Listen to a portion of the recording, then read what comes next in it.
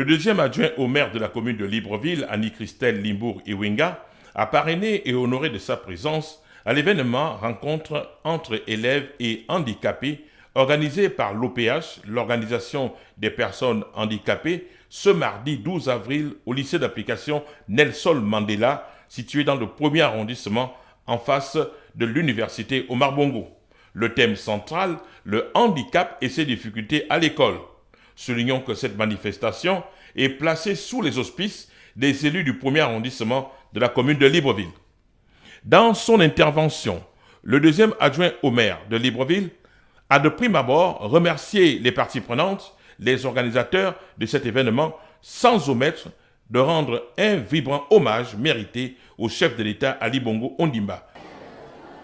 C'est au nom des élus du 1er arrondissement et en mon nom personnel que je voudrais avant tout remercier tous et chacun d'avoir bien voulu laisser toutes vos occupations professionnelles et charges familiales pour vous retrouver ici. Je voudrais également manifester, au nom des élus du 1er arrondissement de la commune de Libreville, toute notre gratitude à l'égard de l'OPH et de son président pour l'honneur et la confiance qu'ils nous ont fait en assurant le parrainage de cette rencontre entre élèves et personnes vivant avec un handicap.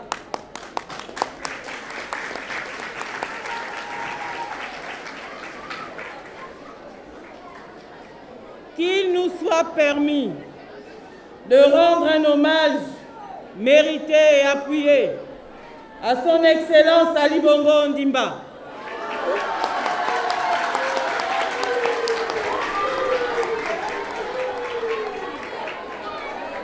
Son Excellence Ali Bongo Ondimba, président de la République, chef de l'État, pour son engagement à poursuivre le programme de l'égalité des chances qui continue sa réalisation dans le plan d'accélération de la transformation, le PAT, mené par le gouvernement de la République gabonaise. Le deuxième adjoint au maire et élu du 1er arrondissement a salué l'action de l'Organisation des personnes handicapées et rappelé l'intérêt de cette journée de sensibilisation. Aussi, voudrais-je ici saluer particulièrement le travail abattu depuis plusieurs années déjà par l'OPH pour la sensibilisation et la compréhension du handicap ainsi que ceux qui le vivent directement ou indirectement.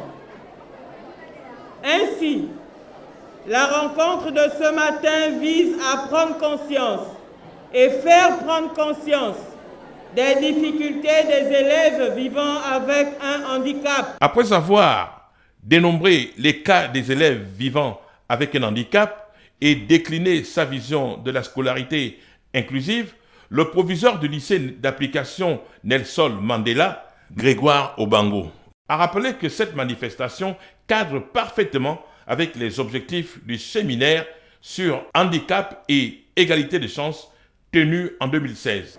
Permettez-moi donc de vous souhaiter la plus cordiale des bienvenues au lycée d'application Nelson Mandela, établissement désormais tourné vers la scolarité inclusive. Le nombre d'élèves vivant avec un handicap est de 18, dont 6 albinos et 12 autres handicaps. La prise en charge de l'élève handicapé dans notre projet d'établissement est plus qu'une évidence. La manifestation de ce jour s'inscrit dans la logique du séminaire tenu du 19 au 20 juillet 2016 à l'hôtel Palme d'Or, face à l'université Omar Bongo, sur le thème handicap et égalité des chances. Le dit séminaire avait réuni plusieurs départements ministériels. Jean Stanislas Elan, président de l'OPH, a fait état des préoccupations des personnes handicapées, des missions de son organisation et remercié également tous les soutiens dont l'élu du 1er arrondissement, parrain de l'événement, Annie-Christelle Limbour Iwenga. Au nom de l'organisation des personnes handicapées, je veux profiter de cette opportunité pour remercier tous ceux qui ont contribué de quelque manière que ce soit à la réalisation de cette manifestation qui brise agréablement la solitude qui entoure trop souvent notre lutte contre toutes les exclusions et toutes les discriminations sociales dont nous sommes victimes. En acceptant, Madame le maire, d'accueillir et de servir d'appui par le parrainage de cette rencontre entre élèves et handicapés, sous les auspices considérables des élus du 1er arrondissement de Libreville, auprès des enseignants et de ses élèves, que l'organisation des personnes handicapées, dans le cadre de son programme d'action communautaire pour l'année 2022-2023, organise avec le partenariat du lycée d'application Nelson Mandela. Votre présence et celle des autres distinguées personnalités ici donne l'espoir aux familles d'enfants handicapés de voir que toutes les collectivités publiques offriront de plus en plus le droit à l'éducation pour les enfants et les adolescents handicapés, prioritairement en milieu ordinaire chaque fois que possible. Plusieurs interventions ont eu cours et des échanges fructueux par le biais des représentants d'associations, notamment l'Association nationale pour la rédemption des sourds-muets, de l'Union des aveugles et des malvoyants du Gabon, des étudiants handicapés du Gabon, le docteur Stéphanie Nsamgoua, représentant l'association pour le bien-être des albinos. Les albinos sont des personnes qui naissent en voyant très mal. Ce sont des personnes qui voient mal et qui, malgré les lunettes, ne verront jamais comme tout le monde. Cela a des conséquences en milieu scolaire auxquelles on ne se rend pas compte, qui perturbent la manière de fonctionner en classe. Lorsqu'on est atteint d'albinisme, on a besoin de se déplacer pour regarder au tableau. On a besoin d'un outil qui va nous aider, en plus des lunettes, à regarder au tableau. Lorsqu'on est atteint d'albinisme, on a besoin que nos camarades nous aident, parce qu'on ne voit pas bien et qu'il y aura forcément des choses qu'on ne pourra pas saisir qui sont au tableau.